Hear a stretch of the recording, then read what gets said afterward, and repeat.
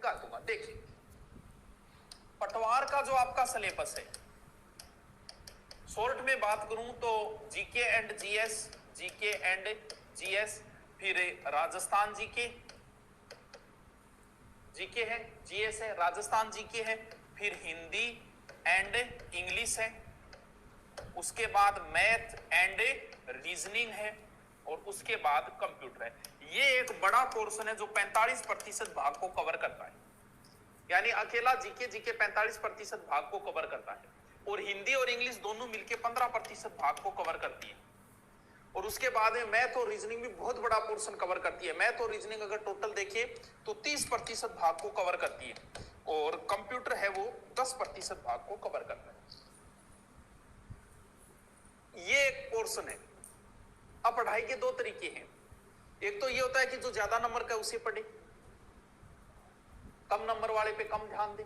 एक ये होता है कि मेरा जो पक्ष मजबूत है उसको मैं छोड़ दूं, दूसरा पढ़ूं। और एक ये भी तरीका है जो पक्ष मजबूत है उसको और मजबूत कर लूं, और जो कमजोर है उसको छोड़ दूं। लेकिन अभी तो ऐसी नौबत है ही नहीं, क्योंकि अभी भी तो आपके पास 3 महीने पड़े हैं। यानी अभी भी अगर देखें तो 90 दिन पड़े, तो आपको ऐसी कोई नौबत नहीं है कि आप किसी टॉपिक के बारे में सोचो कि ये टॉपिक मैं छोड़ दूं या ये टॉपिक मैं न छोड़ूं। अब क्या ऐसा भी है कि किसी भी सब्जेक्ट में पूरे में से पूरे नंबर लाए जा सकते हैं? जीके में दुनिया का कोई बादशाह नहीं ला सकता। जीके कैसा है, जीके का अध्यापक भी पेपर देने जाए तो वो भी नहीं आती है भाई साहब, वो दावे के साथ पूरे में से पूरे नंबर दे सकता है। अब जिसको मैथ रीजनिंग आ रही है उसे लगता है कि हाँ जिसको आती है ना वो पूरे में से पूरे करेगा, उसे सिर्फ अभ्यास की जरूरत है। और जिसको मैथ रीजनिंग आ रही है उसके पटवारी में बहुत अच्छे चांसेस बनते हैं। पटवारी में सिलेक्शन का सबसे बड़ा आधार हो जाता है। क्यों? क्योंकि इसमें कोई 30 मार्क का नहीं हो सकता, कभी नहीं हो सकता इसमें। भले आपके अध्यापक जैसे हम पढ़ाते हम देने जाओ, नहीं दावे के साथ नहीं कह सकते कि सब में से सब हम कर देंगे, नहीं कर सकते भैया, कोई नहीं कर सकता। लेकिन एक मैथ का टीचर या मैथ का एक स्टूडेंट दावे के साथ कह सकता है कि सर मैं इसमें पूरे में से पूरे लेके आऊंगा। तो फिर ये जिसने मजबूत पक्ष बना लिया ना, उसे फिर ज्यादा टेंशन की जरूरत नहीं है। उसे फिर इस पोर्शन को तैयार करना है, क्योंकि ये भी बहुत बड़ा पोर्शन है। लेकिन अब इस पोर्शन पे डिपेंड ये करता है कि आप गहराई का कोई अंत नहीं। अब इंडियन हिस्ट्री की बात करें, स्पेशल गांधी जी पे किताब लगती है, अशोक पे किताब लगती है स्पेशल, कितना पढ़ लोगे? राजस्थान की हिस्ट्री की बात करें, महाराणा प्रताप स्पेशल किताब लगती है। मेवाड़ के एक शासक पे किताब लगती है। मारवाड़ के इतिहास की के अंदर आपके पास जो भी एक बुक है उसको 3 बार 4 बार 5 बार पढ़ो। सबसे बड़ी गलती होती है स्टूडेंट की कि वो ये चाहता है कि मैं इतना पढ़ दूं, सारा में मेरे को नहीं सारा पढ़े। अरे नहीं पढ़ सकता, जीके को कोई अंत थोड़ी है। तू तेरी एक किताब को 3 से 4 बार अगर शेड्यूल बना के पढ़े 90 दिन में, जब मैं राजस्थान पुलिस का 15 दिन में पूरा सिलेबस करवा सकता हूं, बच्चों को लगाऊंगा, तो फिर क्या 90 दिन में नहीं कर सकते आप जीके का पोर्शन? तो आपके पास जो भी गाइड है, कोई गाइड इससे कोई फर्क नहीं पड़ता, उस एक को ही पढ़ लो 2 बार 3 बार 4 बार, क्योंकि गहराई का कोई अंत नहीं है जीके का, कहीं कोई अंत नहीं है। मौर्य काल पे स्पेशल है, सिंधु घाटी पे स्पेशल, हड़प्पा पे स्पेशल किताबें लगती है, तो आप कितना पढ़ लो? तो ये मान लो कि एक गाइड से आप पढ़ते हो उससे बाहर है, तो इसलिए आपको नहीं है टेंशन लेने की जरूरत है। तो जीके के अंदर तो आप इतना ही करो। जीके साइंस की स्पेशल बुक ले आओ, चाहे हिंदुस्तान की भी आती है स्पेशल इतनी मोटी, या फिर राजस्थान की बहुत सारी, आप किसी लिए कोई फर्क नहीं पड़ता, इसी से कोई गाइड ले आओ, सब एक जैसी है, सब में राम कहानी वही है, घुमा फिरा के किसी में एक बात कम है, किसी जैसे आप मेरे पास हिस्ट्री पढ़ो फिर किसी दूसरे अध्यापक के पास पढ़ो, क्या अंतर आ जाएगा? या तो मेरी कोई एक बात एक्स्ट्रा बता दूंगा या फिर वो कोई एक बात एक्स्ट्रा बता देगा, और कोई अंतर नहीं आता। सब अध्यापक जिस प्रकार सारा मैटर बराबर करवाते हैं वैसे ही सारी गाइडें एक बराबर है, किसी में 2 लाइनें कम है, किसी में 2 लाइनें ज्यादा है। तो सेपरेट बढ़िया तरीके से ये पोर्शन मैथ रीजनिंग वाले बहुत अच्छा अगर इस पे ढंग से ध्यान दे ले, क्योंकि उनका ये पोर्शन तैयार है। और जिस बंदे का ये पोर्शन तैयार नहीं है भाई साहब, इस पोर्शन को स्पेशल तैयार करो, क्योंकि ये एक ऐसा पोर्शन है जिसमें आप पूरे में से पूरे नंबर ला सकते हो। आपकी औकात चाहिए पीछे के आए हुए पर्सन और ज्यादा, क्योंकि मैथ रीजनिंग एक ऐसा सब्जेक्ट है जिसपे ज्यादा अध्ययन करोगे उतना ही ज्यादा आपको फायदा होगा। अब आता है हिंदी इंग्लिश को कहीं करा गुरुजी, इंग्लिश में तो न्यू ही गरीबी है हमारे, बिल्कुल है, सगला गरीबी है। लेकिन आप ये तो देखो कि इंग्लिश में टॉपिक क्या दे रखे हैं, उसने मात्र 4 टॉपिक दिए। एक टॉपिक पैसेज का है। अगर आप अच्छे टीचर से पैसेज, अगर पैसेज गद्यांश पैसेज में से अगर प्रश्न निकालना एक अच्छे टीचर से सीख लोगे ना, तो एक पोर्शन तो तैयार है आपका। बाकी बचा जैसे स्पेलिंग चेकिंग वगैरह, वो तो गहन अध्ययन से चलता है, आप 2 महीने 3 महीने में उस पोर्शन को तैयार भी नहीं कर सकते। तो फिर 2 टॉपिक है, एंटीनियम साइनोन वो रटने वाले टॉपिक है, मुहावरे लोकोक्ति है वो समझने वाला है। तो 4 ही तो टॉपिक है, तो लंबी उसमें आप 2 को अगर लेके 2 को छोड़ देते हो तो भी आपको, क्योंकि मेरिट कोई सो नहीं जाएगी, पटवारी की मेरिट भी 70 के लमसम रहेगी, ये नहीं सो नहीं जाएगी कभी नहीं भी। क्यों? क्योंकि पटवार का जीके जो है ना वो अधीनस्थ बोर्ड लेता है दोस्तों। अधीनस्थ बोर्ड का जीके जो है ना वो आरएस से भी खतरनाक आता है, पीछे का पेपर उठा के देख लो तुम्हें पता चल जाएगा। अच्छे टीचर नहीं कर पाते। हाँ, अब उसमें करना क्या, अधीनस्थ बोर्ड किन टॉपिकों पे स्पेशल ध्यान देता है इस चीज को समझो।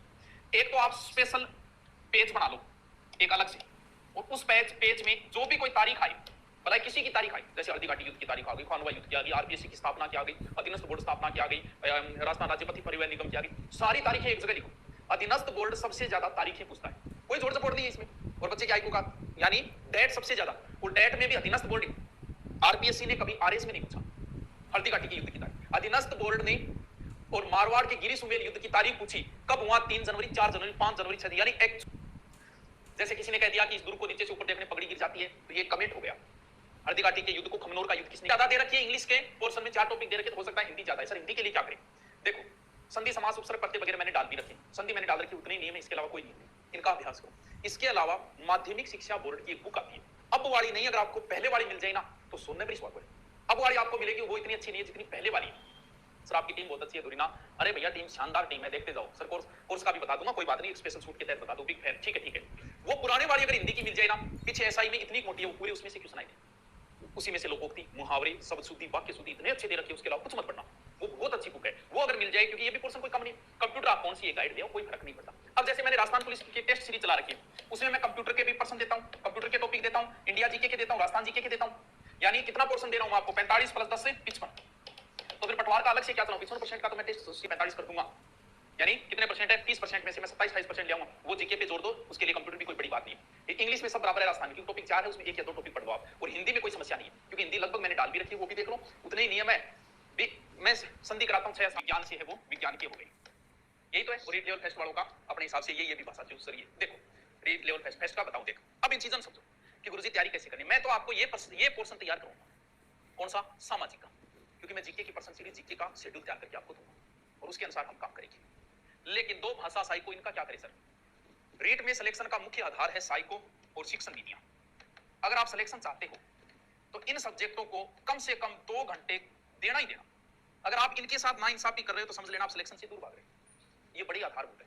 साइको का बड़ा चैप्टर नहीं है, लेकिन रीट की साइकोलॉजी जो है वो सच में ही खतरनाक आती है। ना किसी के कोचिंग के नोट्सों में से प्रश्न मिलेंगे आपको, हो सकता है गाइड में मिलेंगे, लेकिन इस हिसाब से मिलेंगे क्योंकि रीट की साइकोलॉजी पीछे के पेपर उठा के देखो। सेकंड ग्रेड की साइकोलॉजी बहुत ईजी आती है, सीधे सीधे आती है। मनोविश्लेषणात्मक सिद्धांत किसने दिया, यंग एज कौन सी है, तनाव तूफान की उम्र कौन सी, सीधे सीधे क्वेश्चन आते हैं। फर्स्ट ग्रेड में भी सीधे आते हैं। लेकिन रीट की साइकोलॉजी तो आपको, मतलब रीट की साइकोलॉजी कैसी आती है कि आप प्रश्न पढ़ोगे, 2 लाइन पढ़ के तीसरी लाइन में घुसोगे तो आप यही समझ में नहीं पूछा क्या इसने। मैं आपको डरा नहीं रहा, मैं बोल रहा हूं कि रीट की साइकोलॉजी अगर आप ये चाहते हो 20 पेज के मेरे पास नोट्स है, उन नोट्सों से मैं साइकोलॉजी के प्रश्न कर दूंगा, तो ये आप अपने आप को धोखा दे रहे हो। सेकंड ग्रेड में कर सकते हो, आप किसी भी कोचिंग के नोट्स उठा लेना, आपको 80% प्रश्न मिल जाएंगे, लेकिन रीट में ऐसी उम्मीद मत लगाना।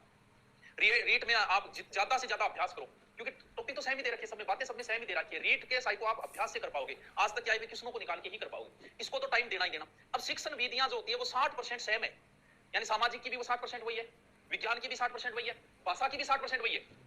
तो इसकी मुश्किल से 30 या 35 शिक्षण विधियां है। रोज एक शिक्षण विधि पढ़ो तो भी 3 बार रिपीट होती है। इसको भी रोज एक शिक्षण विधि का रूल बना लो कि एक शिक्षण विधि तो रटूं ही रटूंगा, आराम से तैयार हो जाएगी। अब कुछ के भाषा चूज करने में समस्या आ रही है कि सर मैं हिंदी लूं कि इंग्लिश लूं कि संस्कृत लूं। जिसके उर्दू है वो उर्दू लेगा, उसमें सोचने की कोई बात नहीं है, उर्दू आती है वो लेगा।